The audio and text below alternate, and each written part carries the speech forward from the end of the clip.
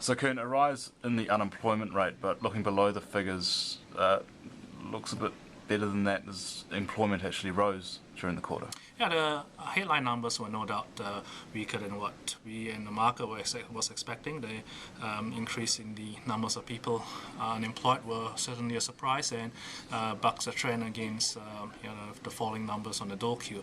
But if you strip out in Canterbury and look at the underlying numbers, the picture is actually a lot better.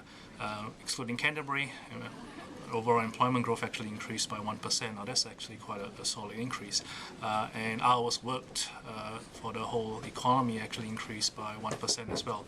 And that's falling on a 1.5% increase in the previous quarter. So that tells me that there is actually quite solid underlying demand for labor out there. It's just that firms are choosing to give more hours to their existing workers rather than necessarily taking on new recruits. So how long can they keep on giving new hours, more hours to their existing workers, do you think? And when will we see that stop and feed into the employment figures?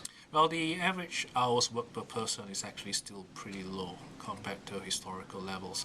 And during the recession, we saw employers cutting back workers' hours by quite a long way. So now we're in a process of trying to restore those hours. So to me, I think there's still a way to go. There's certainly a lot of scope for employers to continue to increase their existing workforce hours. And the positive aspect to that is obviously for existing workers, that more hours means more pay.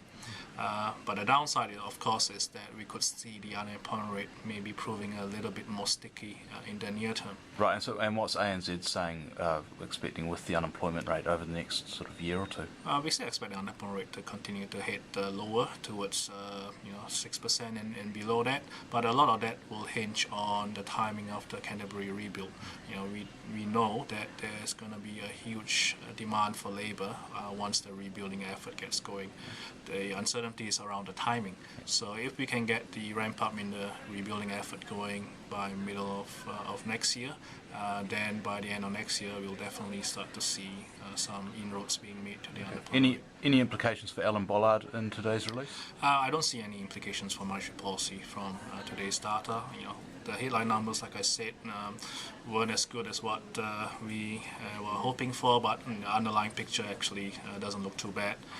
But the global situation still looks pretty dicey, and given that inflation is not really a real threat at the moment, we think the Reserve Bank has plenty of time to just sit on their hands and see how things pan out. So we don't expect a rate hike to occur until at least the middle of next year. Thank you.